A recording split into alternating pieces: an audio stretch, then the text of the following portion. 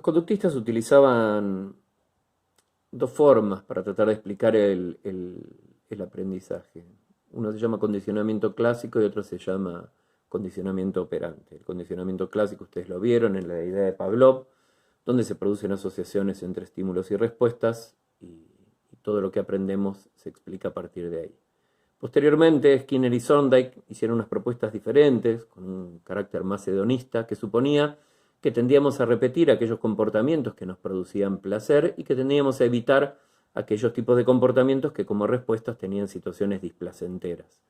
En función de eso, plantearon la idea de que el aprendizaje estaba guiado un poco por los efectos de la conducta, o sea, no por los estímulos, sino por los efectos que producían esas respuestas. Entonces, cuando nuestras respuestas producían efectos que resultaban placenteros, tendíamos a repetirlas.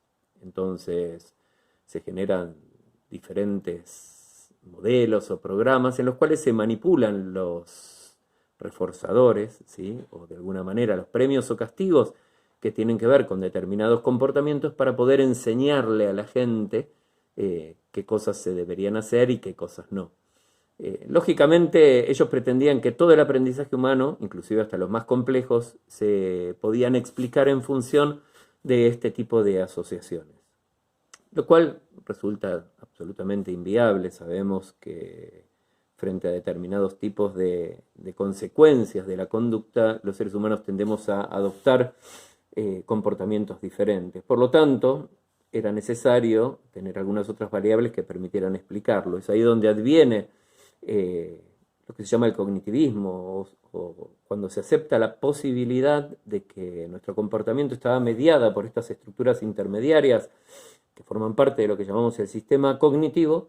Quería decir que los estímulos eran procesados por cada una de las personas y que eso tiene un circuito donde tenemos mecanismos de input o adquisición de información, que son los sentidos básicamente, que es por donde entra la información a nuestro sistema, que tenemos un sistema de memoria donde esa información se guarda, ¿sí? Donde podemos almacenar la información que vamos aprendiendo, que tenemos mecanismos como la atención, que actúa como un filtro y que nos permite seleccionar qué parte de toda la información que viene a través de los sentidos resulta relevante, ¿sí? Relevante para nuestras metas, para nuestros intereses. Tenemos procesos que son las funciones ejecutivas que nos permiten establecer esas metas o hacer planes o buscar información que nos resulta relevante para poder adaptarnos al medio, para las necesidades que tenemos de tener un repertorio de comportamientos adecuados para resolver problemas particulares. En este sentido, entonces, aprender tiene que ver con tomar información del medio, con procesarla y con poder ejecutar ciertas cosas.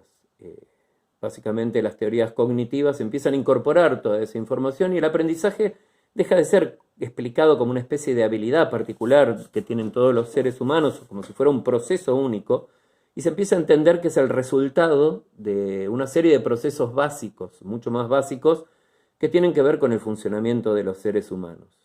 Creo que por eso es una de las teorías que actualmente se ajusta más para poder explicar cómo hacemos para aprender.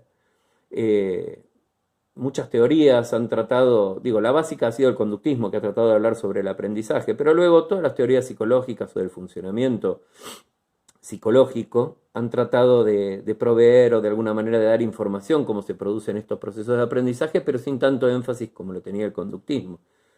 De hecho, una de las teorías cognitivas precursoras fue la teoría de Piaget, que era una teoría que en realidad trataba de explicar el desarrollo de los procesos cognitivos, o sea, de estos procesos básicos o de las estructuras mentales, y no como aprendíamos. O sea, no hablaba particularmente de aprendizaje, sino que hablaba de desarrollo.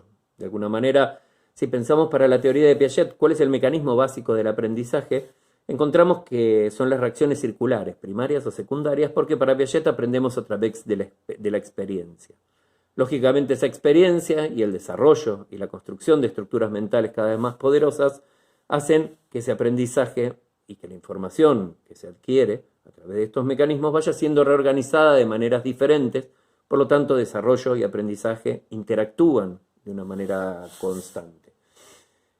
Sin embargo, estas explicaciones siguieron evolucionando, siguieron cambiando, seguimos teniendo o tenemos actualmente una serie de explicaciones mucho más precisas y mucho más específicas sobre cómo funciona cada uno de estos procesos particulares que intervienen en la adquisición de información o en el aprendizaje.